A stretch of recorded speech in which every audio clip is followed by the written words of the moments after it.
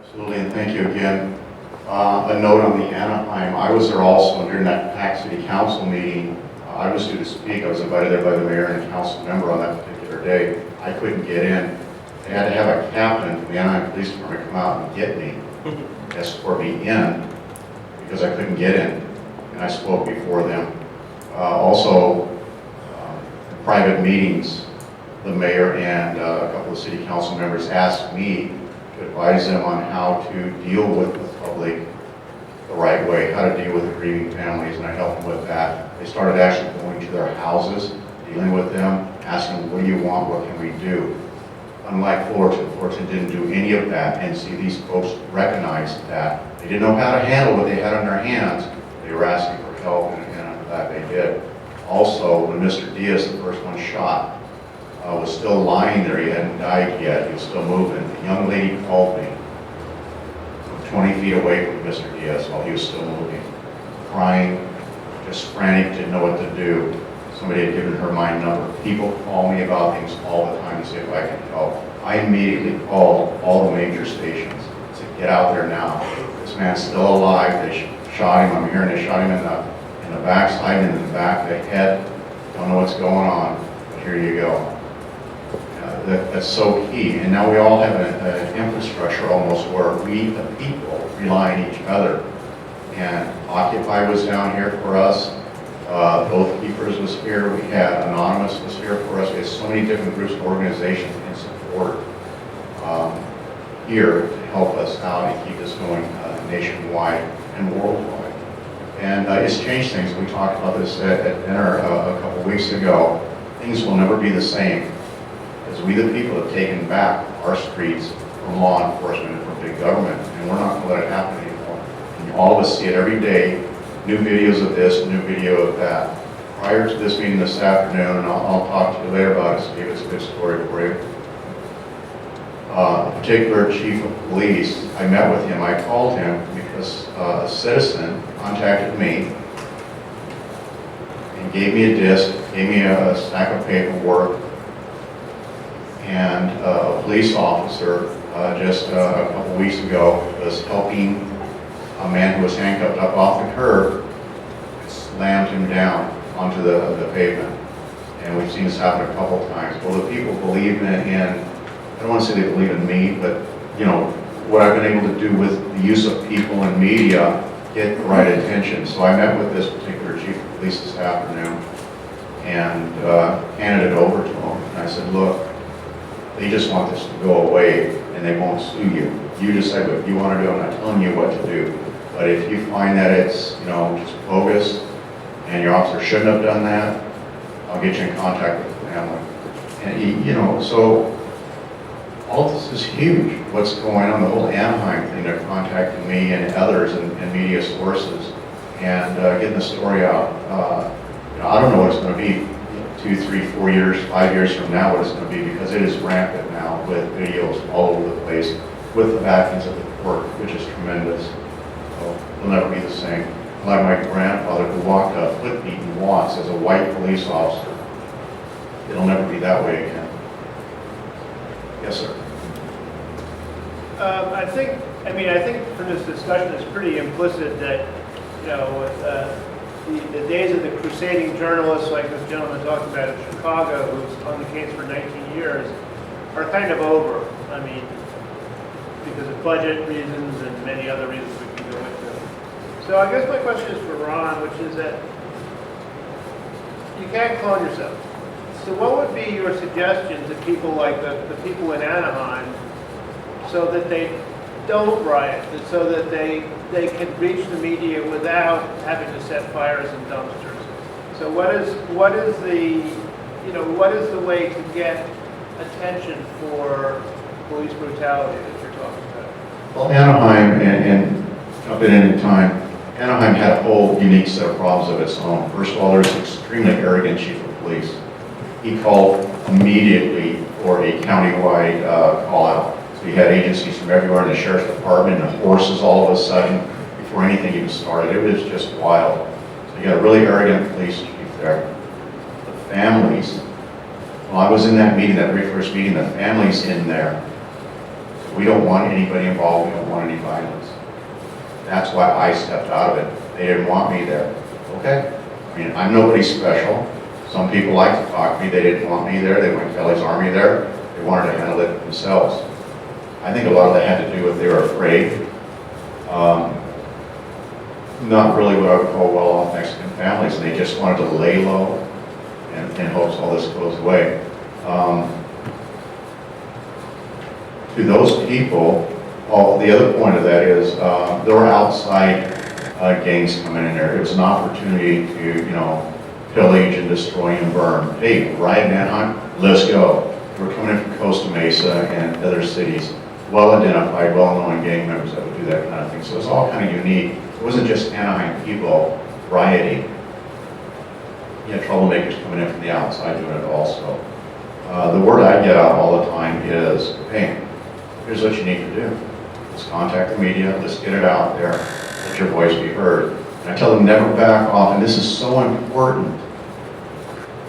I tell them never deal with middleman, you only deal with the top. I dealt with the mayor, not the mayor's assistant, the chief of police, the district attorney. I spoke before the judge when Ramos went up there, and his attorney, John Barnett, who's famous as an attorney, defense attorney. Barnett spoke, did his thing, and I went up and spoke to the judge in court to keep his bail the same, and the judge awarded it, kept it the same. So never deal with the middleman. When you want results, you go to the very top. If you're not allowed to go to the top, that means there's a problem with that city government or that system that we the people can fix, and we will. Yes, sir. There were, after I'll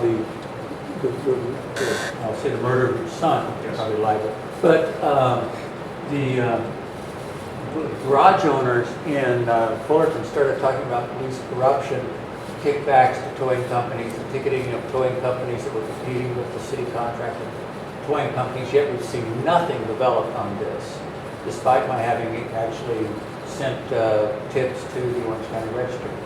Have you looked at the corruption angle? Have you had time? I mean, is there something else in there to be done with this police force? I'll answer that question, but the first thing I'm going to tell you is I don't live in Fullerton and I don't give a damn about their towing problem. I care about Kelly Thomas. Well, but I'm not... And to answer your question, though, they have had some very, very heated and aggressive meetings at the city council.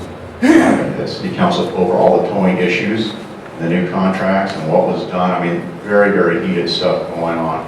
So somewhere there's been a resolution in there, and I think a new contract has been awarded. But again, sir, I don't care. Yes. This is a question for Jarrett, actually. You're on. I was just wondering whether, in your experience talking to police, whether seeing these sort of constant flow of videos and photos, how do they interpret that? Like, is it that just there's a few bad apples who seem to be in all cities at once? I mean, from my research and talking, traveling the country and visiting different PIOs and PIO offices, it's not bad apples, it's bad departments. So, this is going back to about 2001 or so when I did this initial research, but I traveled the country and I saw different PIO offices. So one city, a major media market, we were talking about this, they had, at the time, they had 13 TVs, 13 VCRs, recording not only all the local news channels, but CNN, Fox News, I don't think they had MSNBC at the time. They would monitor news coverage of every major city and looking at how police departments handled media. They weren't interested in spin. They were interested in knowing, okay, what works and what doesn't work when we're caught in a tricky situation or when we've done something bad. And they understood the media as a conduit to the public. They didn't see a distinction between the news media and the public that they serve. And just as an example of that, architecturally speaking, when they built their new facilities, they put the PIO office on the ground floor. And so when I was there was a high-profile event that went late into the night, and they needed a picture of the suspect for 4 a.m., 5 a.m. news and so forth. Well, we all went home, but news is 24/7. So they have a big glass window where they post images that camera crews have been. So they were able to post the mugshot. The news cameras were able to have a picture of the mugshot, and everyone could meet their deadline. That would be an example of a department that really understood the role of media. I visited another department that I hand-selected which departments I spent the week. This was a department that was just one scandal after another. I mean, just ridiculous, cover-ups and things that have been leaked and so forth. And I was surprised they did not have a PIO on call 24/7. And that meant that if something happened on a Saturday night, which is when violent crime tends to peak in major cities, there was a source vacuum. And so the people that would provide the sources were going to be voices critical of media and so forth. And if something bad happened, or there was an important bit of information that the media required, they said, screw it. We don't serve the media. They're not our client. And I think that is a better indicator. So I think it's more agency-wide. Maybe that's what we could see in different departments. But they do change what they do when a camera is nearby. And that, to me, was very, very telling. We're going to take our last question here, and just to let everybody know, we're going to re-engage in this conversation during our working breakfast tomorrow. I talked with Jeff about this, and I mean, we can talk about this for the next 24 hours, I'm certain. I do want to offer you the opportunity to ask your question, but we are going to discuss this again. We won't necessarily have all of our panel there, but we do need to stay on track today, and so for now, I'm going to... Real quick question. The case of the shooting of the double amputee gentleman in the wheelchair in Houston, Texas, a few days ago. There hasn't been protest. I mean, it hasn't had the same level of public attention that this has. I mean, and I don't know whether maybe one of you can explain maybe what's the difference. Well, the difference is this gentleman didn't have a dad like me. I'm serious, and I've been told that by thousands of people, that it's the persistence. I'm nobody special, but I'm a dad, and they murdered my son. So it starts out with a strong backing. Somebody close to them has to back them and push this forward and get mad, get angry, and go to the top and make this happen. Call the agencies, get it out there, or else it goes away. They've had a history of police shootings in that city. I was a police reporter there many years ago, and the 20 officers opened fire on a mentally unstable man who approached them with nunchucks. Yeah. And they were at first laughing at him until he approached them, and they literally put like 40 holes in him. Yeah. Did they have footage of it? No, this is 1983. So. I think he's asking about the wheelchair amputee. No, this is right. This is more recent. But there's police shootings going back many years, decades in that city. Yeah, well, this is the turn we were talking about earlier. This is the turn in this big tide. It's never going to be the same, never. Agencies all over the county have changed, even Los Angeles County, since Kelly's murder, and it'll never be the same. Gustavo, I have a question that it's sort of on the same Okay, then lines, they'll be last. but it's like, so what's, with Rodney King, the video, I mean, I think the video and the footage and the immediacy of this whole thing is why things are changing. But the difference between the Rodney King thing was that it was just video and TV, and now we have this added social media element. How do you think that's changed things, and how would the Rodney King have been different if there was social media? So social media makes news travel immediately. Rodney King, we had to wait until Channel 5 News at 10 aired it for the first time. Then we all sleep on it, and the next morning, since they aired it, none of the newspapers would have had a full day for it to spread. Now social media, somebody gets killed, immediately the story should pop. I think in the Houston case, I think what's important now, though, to make stories pop, although I'm always going to be a big fan of investigative reporting, that, like in the case of the Chicago Reader, I've read that story, it's brilliant, and especially everything that happened as a result. You need that, again, to show people the horrors. But in this day and age of social media, you also need just that striking image or that striking video. Without it, eventually it's going to take time. Oscar Grant, there was video there. Kelly, the picture, and later on the video. Davis Barber over at Fullerton Stories, the district attorney's office, they released the video, the city video, that shows the beating of Kelly. Davis is in the back, you could wave hi. Also runs a great local blog, Fullerton Stories. And so he put it up there, the whole video and all, on like I think it was a weekday afternoon into the evening.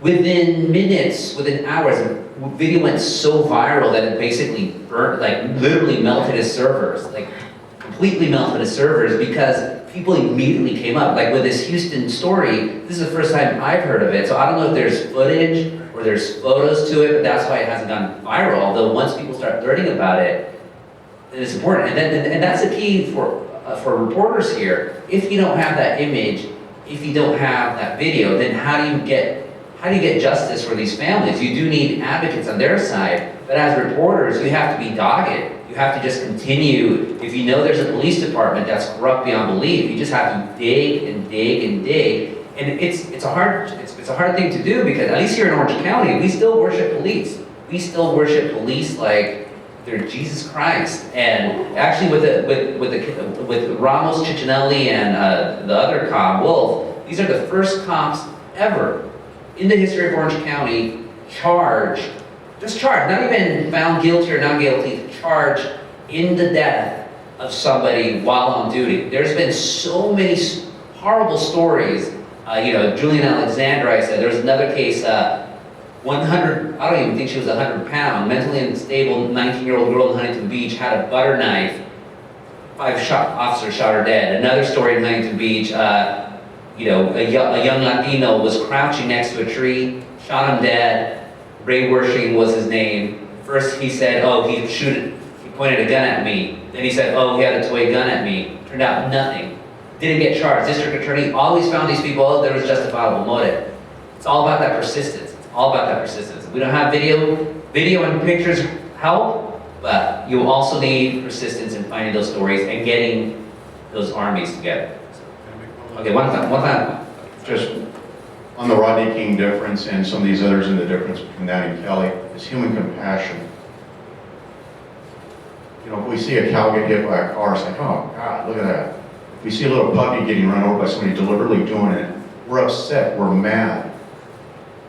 The compassion that came into so many people's homes, into their hearts, made people cry clear across the world.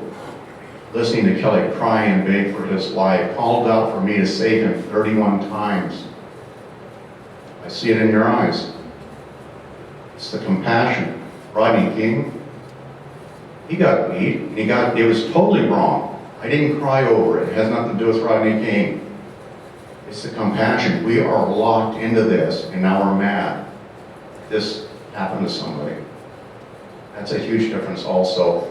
The media getting that part of the story on. It's a huge part of the story. He went right through us all.